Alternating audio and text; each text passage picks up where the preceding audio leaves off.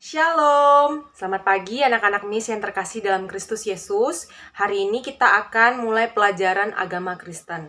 Nah, sebelum kita memulai pembelajaran hari ini, mari kita bersatu di dalam doa.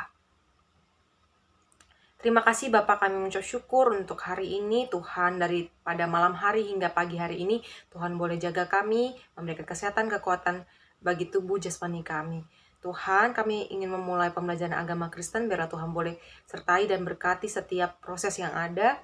Biar Tuhan juga boleh berkati jaringan, sehingga anak-anak boleh belajar dengan baik dan lancar. Inilah doa kami Bapak, kami serahkan kelas kami dalam tangan pengasihan-Mu. Di dalam nama anak-Mu Yesus Kristus, kami berdoa mengucap syukur. Haleluya, amin. Baik, jadi sebelum kita memulai pembelajaran hari ini, Miss akan memperkenalkan diri terlebih dahulu. Nah, jadi ada pepatah mengatakan bahwa tak kenal maka tak sayang. Maka daripada itu, harapan Miss dengan kita berkenalan, kita boleh belajar dengan baik, bekerja sama di kelas dengan baik, anak-anak mau mendengarkan, dan Miss boleh menyampaikan materi dengan baik.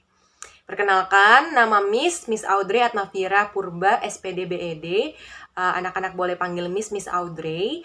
Ya, Miss dipercayakan untuk memegang pembelajaran agama Kristen, itu untuk 1 tahun ke depan. Oke, kalau begitu kita memulai pembelajaran kita ya. Nah, baik. Jadi hari ini kita akan belajar tentang ibadah yang sejati.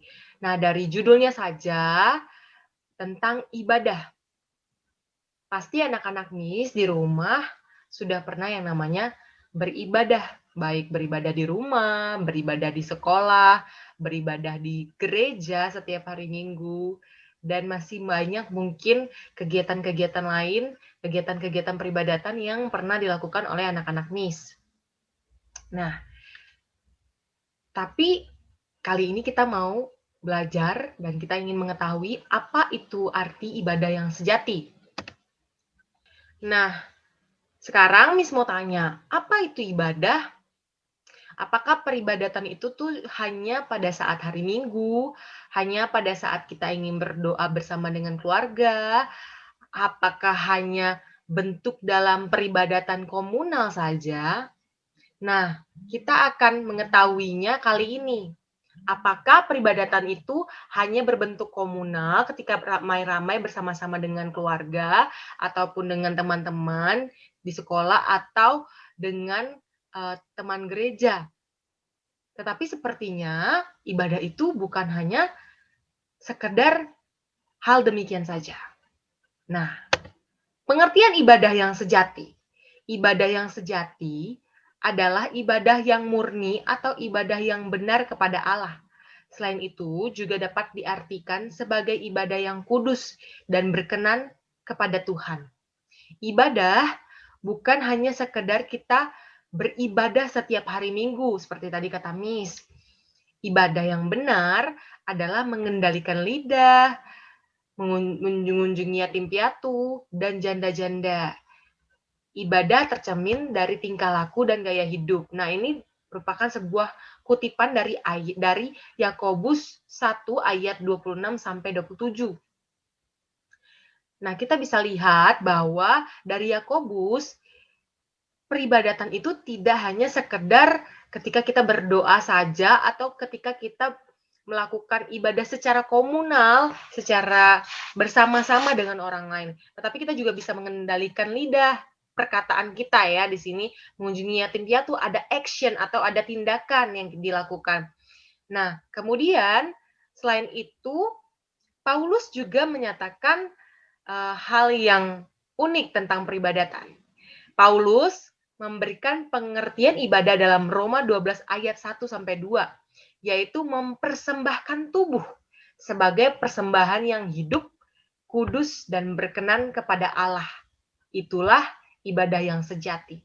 Nah, Paulus mengingatkan kita untuk melihat bahwa ibadah bukan hanya sekedar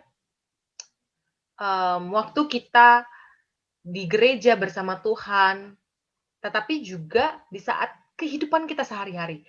Ketika kita melakukan kegiatan kita sehari-hari, hidup kita itu juga ibadah. Jadi, tidak ada sekat ataupun kotak-kotak yang kita bagi untuk melihat, oh ini waktunya bermain, ini waktunya ibadah, ini waktunya bekerja, membantu orang tua. Tidak, tapi semuanya itu adalah satu kesatuan. Persembahan yang hidup itu adalah tubuh kalian. Jadi di saat kapanpun, sedang apapun, dan dimanapun, kalian sedang mempersembahkan tubuh kalian dan itu menjadi sebuah peribadatan kepada Tuhan. Nah, sekarang kita mau melihat apakah itu mempersembahkan tubuh. Nah, mempersembahkan tubuh di sini bukan berarti oh iya kita mempersembahkan tubuh berarti kita mengkorbankan diri seperti Yesus. Bukan ya. Bukan kita harus disalibkan diri, mengkorbankan diri disalibkan, bukan.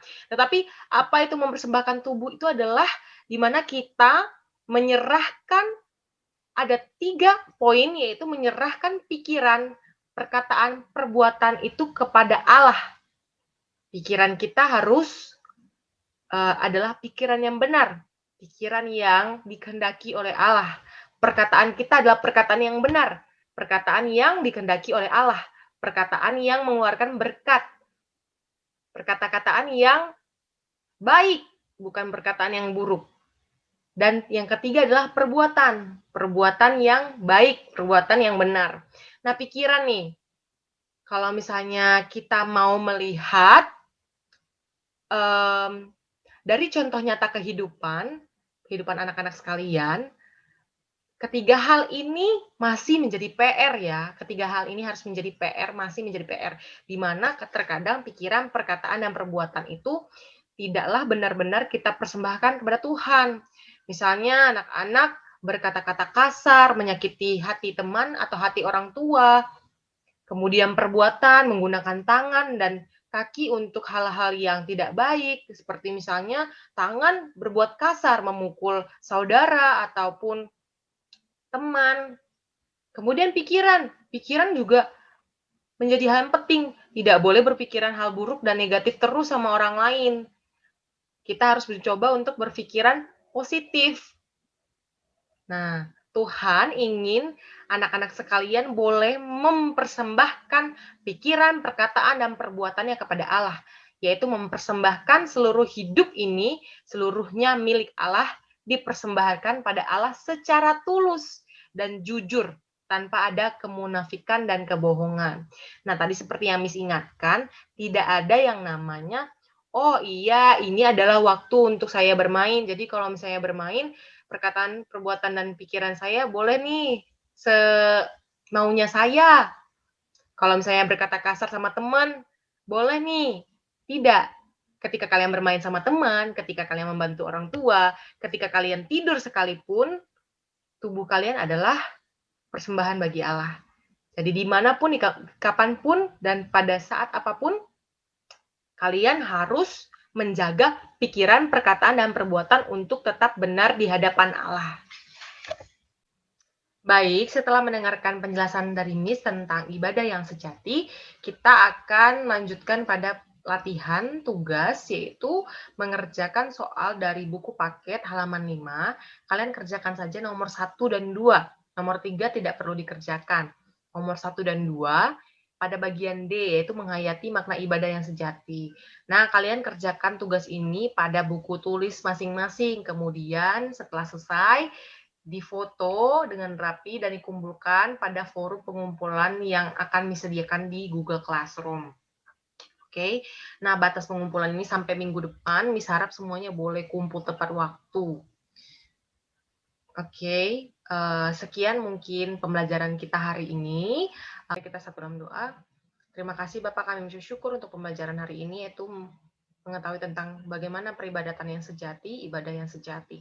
Tuhan, terima kasih telah menolong kami untuk mengerti, biar Tuhan apa yang kami pelajari ini bukan hanya lewat begitu saja, tetapi boleh kami jadikan patokan kami dalam menjalankan kehidupan kami. Tuhan, biarlah Tuhan kami boleh mempersembahkan tubuh kami sebagai peribadatan yang sejati kepada Tuhan, yaitu melalui perkataan, perbuatan, dan tingkah laku kami. Biar Tuhan boleh pakai kami anak-anak-Mu menjadi persembahan yang harum bagi nama Tuhan. Inilah doa kami Bapa, kami serahkan hidup kami ke dalam tangan-Mu, dalam nama anak-Mu Yesus Kristus kami berdoa syukur. Haleluya. Amin.